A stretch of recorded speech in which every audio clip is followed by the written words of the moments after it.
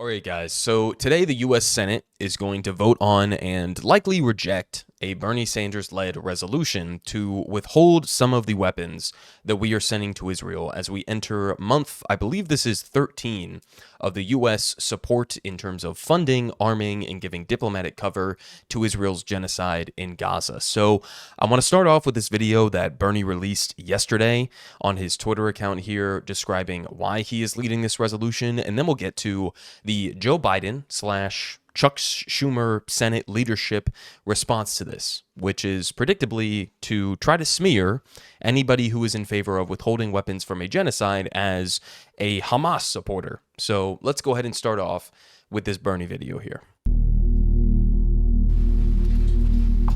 The United States government is currently in violation of the law, and every member of the U.S. Senate who believes in the rule of law should vote for these resolutions. The United States cannot provide weaponry to countries that violate internationally recognized human rights or block U.S. humanitarian aid. According to the United Nations, much of the international community and every humanitarian organization on the ground in Gaza, Israel is clearly in violation of these laws.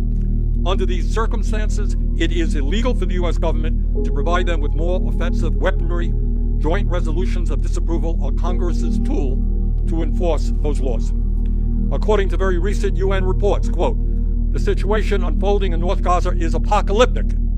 The entire population in North Gaza is at imminent risk of dying from disease, famine, and violence, end of quote. But what makes it even more painful is that much of what is happening there has been done with U.S. weapons and with American taxpayer support. In the last year alone, the U.S. has provided $18 billion in military aid to Israel and delivered more than 50,000 tons of military equipment. What these resolutions stand for is the simple proposition that U.S. taxpayer assistance should not come in the form of a blank check. Is the United States in its foreign policy forced to be blind to the suffering before our very eyes? In other words, and this is the most important point to be made, the United States of America is complicit in these atrocities. That complicity must end, and that is what these resolutions are about. It is time to tell the Netanyahu government that they cannot use U.S. taxpayer dollars and American weapons in violation of U.S. and international law and in violation of our moral values. So, I mean, listen, guys, that's the core of this. It's a very simple proposition, and I think that regardless of, some of the other things that I've covered in terms of why Kamala Harris lost the 2024 election, the genocide in Gaza had a massive impact, right? Maybe it wasn't the main factor, but it was definitely one of the main factors. And the reality of it is that all that she and Biden have had to do over the last, again, 13 months of this genocide is to, number one, listen to the majority of the American people who are in favor of ending arms shipments to Israel so that they can stop using U.S. taxpayer-funded weapons to blow up Palestinian children. So, number one, listen to the American people who, by a vast majority, according to every poll over the last number of months, support that arms embargo. And number two is, as Bernie Sanders points out here, follow U.S. and international law, right? You would think that under normal circumstances, this would not be something that even requires a Senate resolution like this from Bernie, right? We are asking the Biden administration to follow U.S. law, to follow international law. U.S. law is very clear about this, right? It is illegal for the U.S. government to send weapons, to send military assistance to a country that is either in violation of international humanitarian law or is being credibly accused of war crimes, or a country that is blocking U.S. humanitarian aid. On all of those fronts, Israel is guilty, right? So all it would require to enforce an arms embargo from the United States onto Israel, which effectively in practice could bring an end to this genocide, all it would require is following the laws that are already on the books, right? We're not asking for something radical here. We're not asking for Joe Biden to expend some political capital. I mean, you already just lost the election, right? Kamala lost. She's your VP. You already just lost, right? You are now a lame duck president about to hand off the power of the presidency to Donald Trump. We'll get to more of what he plans to do here in a minute in regards to Israel and Gaza. But you're a lame duck president, and you are doubling and tripling down on this morally abhorrent policy and illegal policy that you have in place right now. So in terms of that doubling down, tripling down, quadrupling down, quintupling down, whatever you want to call it, here we have from the Huffington Post reporting on that. White House says the Democrats who oppose weapons to Israel are aiding Hamas. Bernie Sanders, Hamas militant now, apparently. So they say the Biden administration is aggressively pushing senators to bless continued U.S. weapons shipments to Israel ahead of a first-of-its-kind vote in Congress on the policy, according to the Huffington Post. And administration officials are suggesting that lawmakers who vote against the arms are empowering American and Israeli foes from Iran to the militant groups Hamas and Hezbollah, which the U.S. treats as terror organizations, right? Keep in mind, Hamas, Hezbollah, Iran, the IRGC, whatever the case may be, these are all terror organizations. But the Israeli military, the IDF, that has been torturing, that has been sexually abusing detainees, that has bombed out and displaced the entire population of Gaza, that has been explicitly targeting aid workers, journalists, residential buildings, hospitals, schools, all of these things, they are simply acting in self-defense. But Hamas and Hezbollah and Iran are terrible, evil, terrorist organizations, right?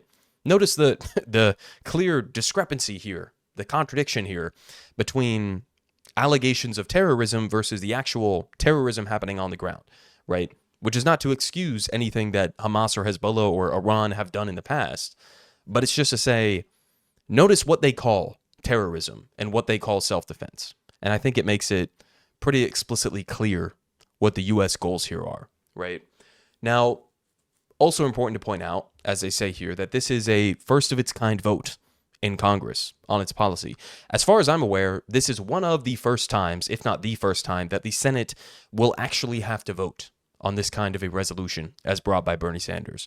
Now, in addition to Joe Biden pressuring people and smearing them as being pro-Hamas and pro-Hezbollah and pro-Iran and whatever else, if they vote in favor of following U.S. law, we also have the Senate Majority Leader, Chuck Schumer, who is also privately pressing senators to endorse the ongoing flow of military equipment to Israel, according to one of the aides. Keep in mind, we've sent them billions of dollars in weaponry already. I think it's like $18 to $20 billion that we've sent them since this genocide began.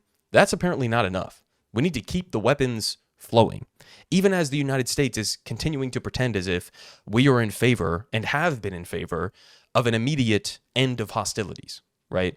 Somehow we need to keep billions of dollars of weapons flowing to the Israeli military as the American people continue to suffer to afford basic life necessities, right? They say several influential senators, among them Bernie Sanders, Chris Van Hollen, Brian Schatz, Elizabeth Warren, and Tim Kaine, throwing his name in the ring here, kind of surprising to me, but they are all urging colleagues to vote for legislation that disapproves of Biden's arms deals. They cite Israel's use of American support to cause massive civilian casualties and its severe restrictions on humanitarian aid, which they say violates U.S. and international law. The effort is serious enough that the White House has launched a pointed pushback. They said, quote, disapproving arms purchases for Israel at this moment would put wind in the sails of Iran, Hezbollah, and Hamas at the worst possible moment. They also say that the document additionally appears to endorse continued fighting, again, despite the administration's public narrative that it is seeking settlements to end the deadly military campaigns in Gaza and Lebanon. I mean, think about this, guys. Disapproving these arms purchases would put the wind in the sails of Iran, Hezbollah, and Hamas at the worst possible moment. What was the best possible moment to restrict arms sales to a genocide? If not now, then when? Right? I mean, this is the same kind of language that we've been hearing for 13 months straight now. And it's not as if the Israeli military or the Israeli government under Netanyahu have any plans of wrapping this up anytime soon, right? So when exactly would you like for us to introduce resolutions trying to pressure our government to follow U.S. law? to follow international law, to stop arming and funding a genocide? When exactly is a good time for that kind of thing to happen? Now is apparently the worst time. After 13 months of this, you still haven't taken out Hezbollah, you still haven't taken out Hamas, you certainly haven't taken out the Iranian government, but now is somehow the worst time because it's going to put wind in their sails, right? And they finish off here. I mean, the quote continues saying, now is the time to focus pressure on Hamas to release the hostages and to stop the war. So what exactly has been going on for the last 13 months? Was that not putting pressure on Hamas, right? Was Hamas not offering some sort of a deal, some sort of a framework to release all of the hostages back to Israel in exchange for a permanent and lasting ceasefire?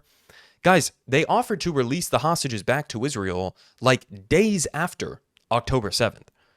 And since then, they have been trying to cut a deal to release the hostages back in exchange for a permanent ceasefire. But they say now is the time to focus pressure on Hamas. You have already destroyed, you as in the U.S. government and Israel, have already destroyed a majority of the housing in Gaza.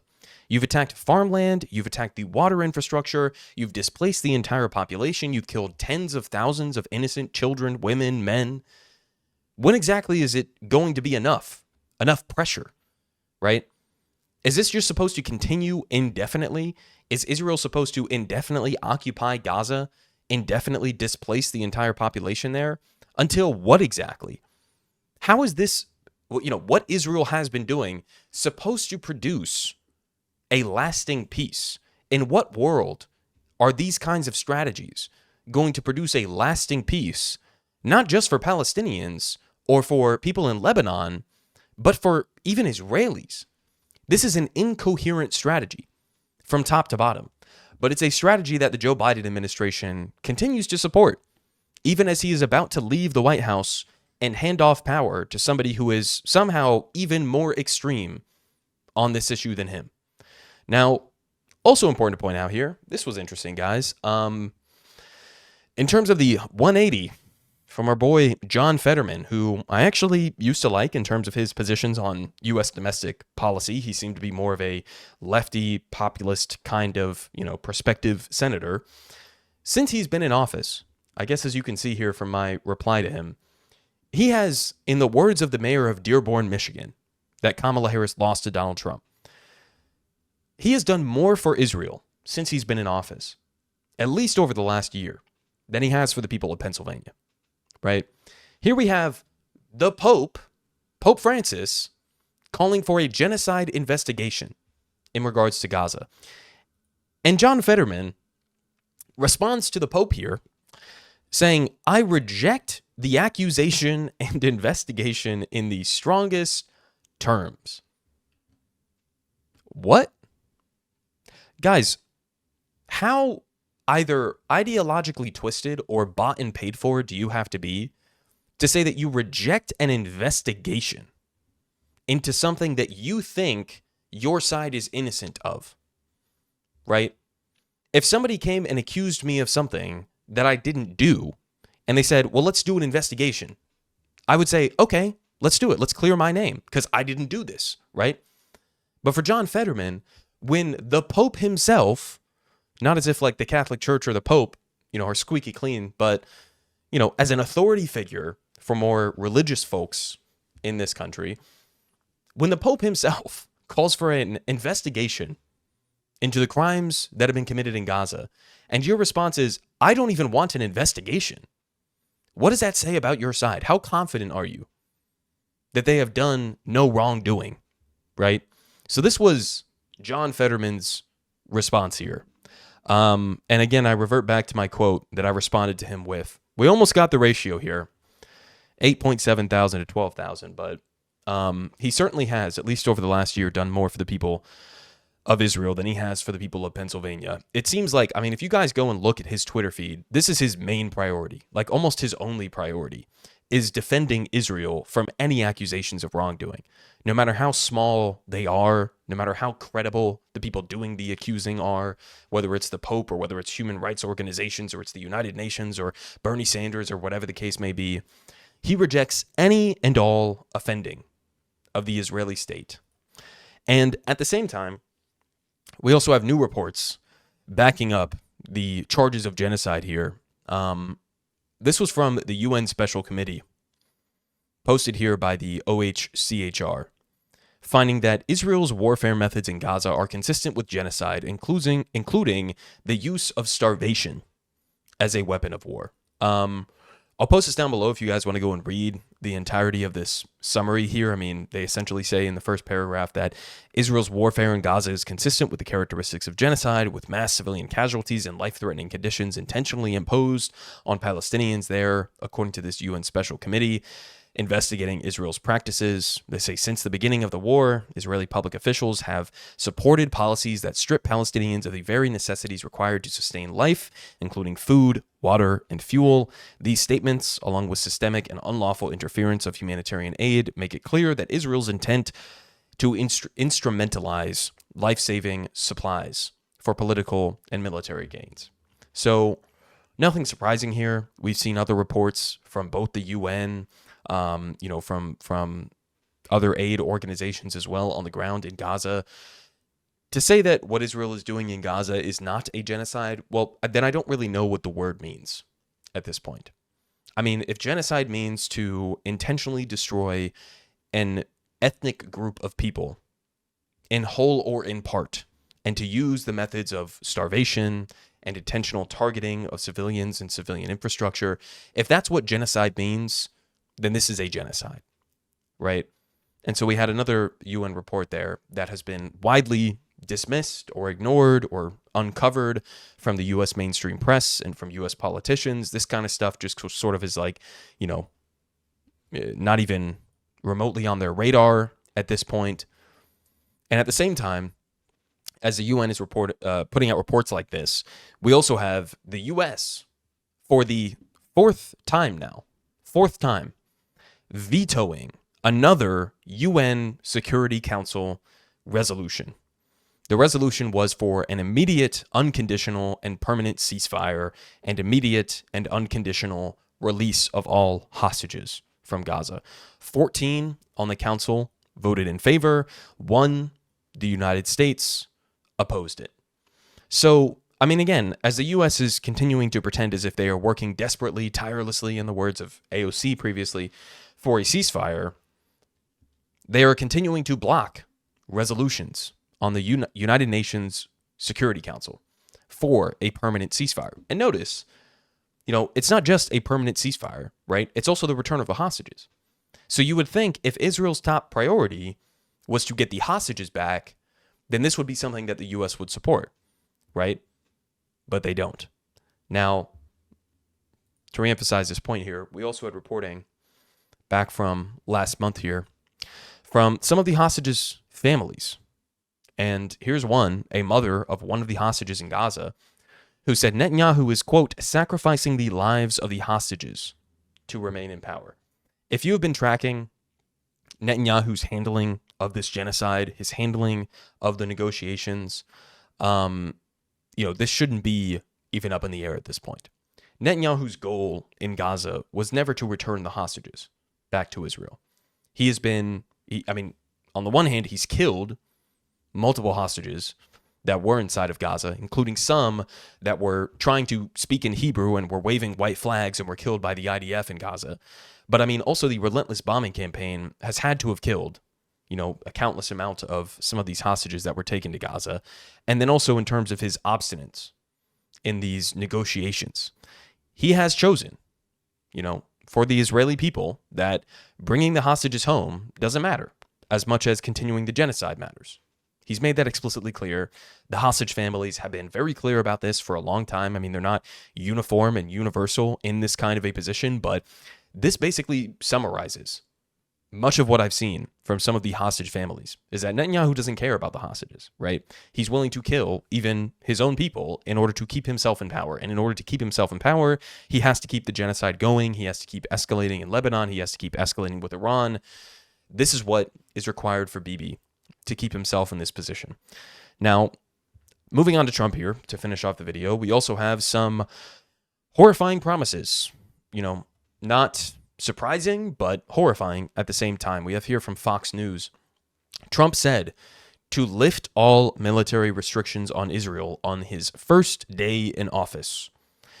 According to reports, they say a ceasefire deal between Israel and Lebanon is said to be close to being finalized. We'll see how that plays out, I guess, but this is what Trump plans to do. Now, we discussed before the election how Benjamin Netanyahu may have been escalating with Iran, may have been escalating with Lebanon in order to try to weaken the Democrats' position in the election and to help Donald Trump and sort of sowing chaos in the region. But, I mean, listen, guys, this is what Benjamin Netanyahu wants, right? He wants somebody in power like Donald Trump who is not going to question him. And if I was going to tell you guys what is the difference between a Joe Biden administration and a Trump administration in regards to Israel and Gaza, this is the difference, right?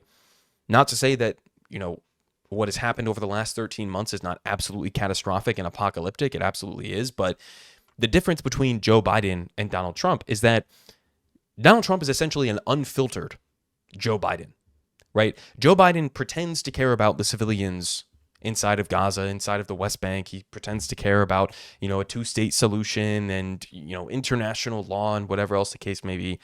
Trump doesn't give a shit about any of that, right? Trump just took $100 million from Miriam Adelson to allow Israel to fully annex the West Bank. That's the kind of person, that's the kind of administration that Trump is going to be, right? Is that he is going to remove any sort of brakes, even rhetorical brakes, on the Israeli government. So Netanyahu is waiting. He is buying his time for the next couple of months, and he is waiting for Trump to remove any sort of restrictions, any sort of question about what Israel is doing. And, terrifying to think about what the situation is going to look like when Trump takes power come January, right? As catastrophic as it has been in Gaza, in Lebanon, in the West Bank, in terms of escalation in the region, as terrifying as it has been, it can get worse. It can get worse. And it looks like if this reporting here is true, that's what we're on track for. Now, to make it even more terrifying here, we also have multiple reports coming out that Jared Kushner is expected to be pivotal to the Trump admin's Middle East efforts. Now, they say he's not going to take a formal job, but, we saw what played out during Trump's last administration. Guys, how the fuck is this legal? How is any of this legal? This guy, Jared Kushner, was incredibly influential in Trump's Middle East policy last term, the last time that Trump was in power. When Trump was leaving office, Jared Kushner got $2 billion from the Saudis to his investment firm. And we know that it was corrupt because even some Saudi officials, financial officials, were saying, this is a terrible investment. Financially, this makes no sense. Why would we give this guy money, right? But it was overruled by MBS, Mohammed bin Salman of Saudi Arabia. And they basically said, guys, this isn't about the financial investment. This is a political investment that we're making here. So give him the $2 billion. So he got $2 billion from the Saudi monarchy as Trump left office. And now he is coming back to play a pivotal role. This is what the Saudis were investing in, right? And we said this at the time, that if Trump somehow makes a comeback, this is why they're giving him this money. And here he comes again. Now, the deep irony of this entire situation is that Jared Kushner and Trump, but also Jared Kushner specifically, are, you could say, largely responsible for the current situation that we are facing in Gaza. Because one of the main influences pushing towards an October 7th reality was the Abraham Accords, was this push to try to normalize relations between Israel and some of these surrounding countries that are closely allied with the United States while sweeping Palestinians under the rug. That was the Trump administration policy. That was the Kushner policy, was to sweep Palestinians under the rug, pretend as if they don't exist. There is no issue here. We don't have to discuss this, right? Forget that they even exist. That's how you end up with an October 7th, with sweeping them under the rug, continuing the occupation, continuing the apartheid, continuing the West Bank ethnic cleansing. That's how you end up with an October 7th. And now this guy who helped to lead that effort is now going to be returning to the White House once again. So, terrifying reality that we are staring down the barrel of.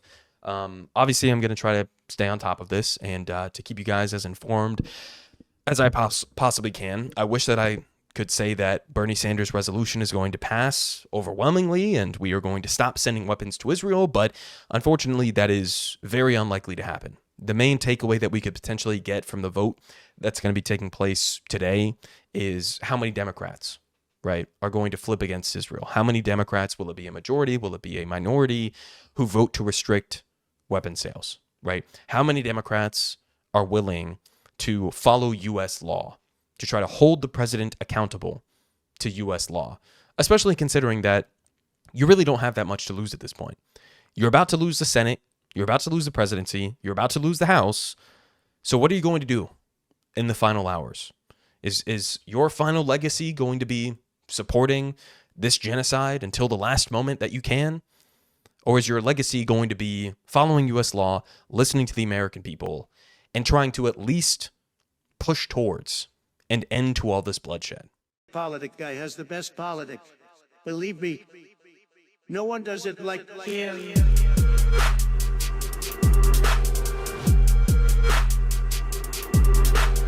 Believe me, everyone is saying